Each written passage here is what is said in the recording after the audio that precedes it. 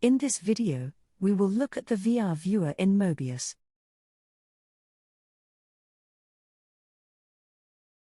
The virtual reality viewer allows you to view 3D models in an environment with a first-person point of view. This allows you to walk around the model, with gravity automatically pulling you down to the ground surface. When viewing the 3D model, you can use two modes, desktop or head-mounted display. For the latter, you need a headset. In desktop mode, you simply view the 3D model via your computer screen. In headset mode, you plug your headset into your desktop computer or laptop. Mobius uses a library to create the VR scene called A-Frame. This library supports many different types of headsets. In order to move around the scene, you can either use the arrow keys or WASD keys on your keyboard. The forward arrow key will move you in the direction where you are facing. In desktop mode, you can change the direction you are facing by using the mouse. In headset mode, you can define the direction you are facing by moving your head. The VR viewer has a number of specialized behaviors. We will discuss these next. They are VR navigation meshes and VR hotspots. Let's start with VR navigation meshes.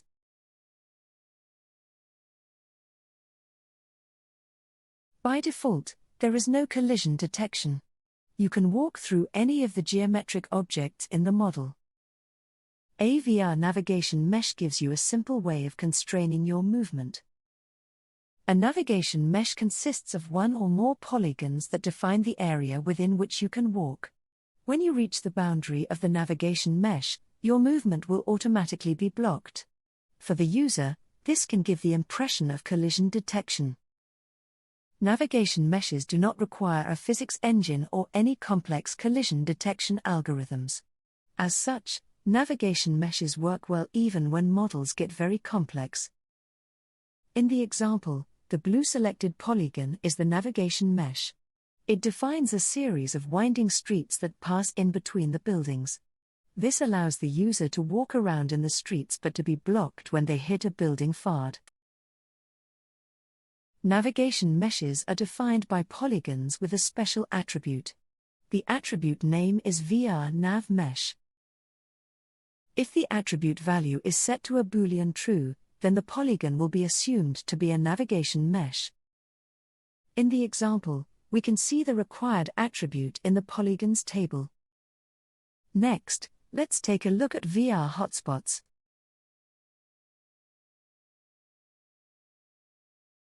A VR hotspot is a named location in the model.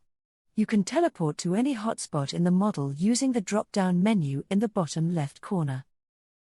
There are two types of hotspots: standard hotspots and panorama hotspots. As shown in the bottom image, panorama hotspots are associated with 360-degree panorama images. The aim of such hotspots is to give a quick impression of how the 3D massing would fit into the urban context. It is a simple and quick way to get a first impression. The aim is not to be highly accurate or highly realistic. To create a hotspot in the model, you need to create a point object with a special attribute. The attribute name is VR hotspot. The attribute value is a dictionary of settings. In the image, you can see a series of point objects, each with a dictionary of settings. Two utility functions are provided for creating hotspots. They are util.VR hotspot and util.VR panorama. These functions make the process of creating a hotspot easier. For standard hotspots, the dictionary of settings only requires the camera rotation. The rotation specifies the direction you will be facing when you teleport to the hotspot. For panorama hotspots, the dictionary of settings also contains the settings for the panorama images. Two images can be defined: one for the foreground and one for the background. The foreground image has a small radius. By default it is 1 meter. The background image has a large radius. By default it is 5 kilometers. The 3D model is placed between the foreground and the background. Each image has two settings: a URL specifying where the image can be accessed, and a rotation angle that rotates the image around the vertical Z-axis.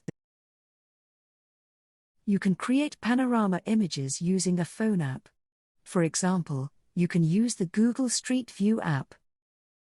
There is also specialized camera equipment to create panorama images.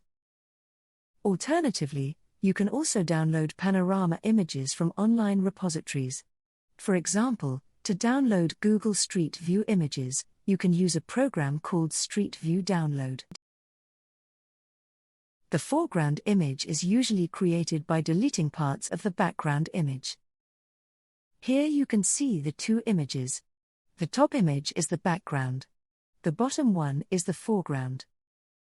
The black parts of the image are the areas that have been deleted. When creating the foreground image, you only want to keep the parts that should go in front of the 3D model. Typically, this might include trees, cars, lampposts, and maybe also some buildings. The final foreground image should be saved in a PNG format, with the black parts of the image set to be transparent. There are also specialized plugins for Photoshop and GIMP for editing 360 panorama images.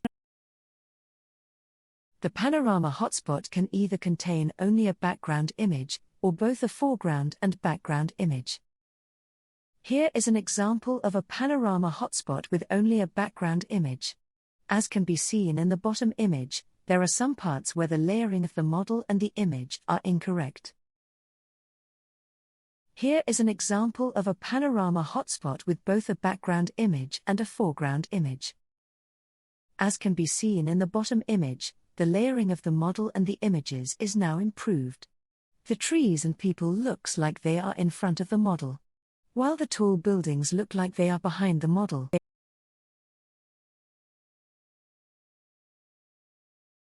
The VR viewer settings has 3 tabs. As with all viewer settings, to update settings, change the values and click Apply. Settings are saved in the Mobius script file. The scene settings specify the sky background and the camera. The sky background is what is visible by default when no panorama images are active. The camera specifies your initial location and orientation when the script is first executed. The light and shadow settings are the same as for the CAD viewer. And the environment settings are also the same as for the CAD viewer.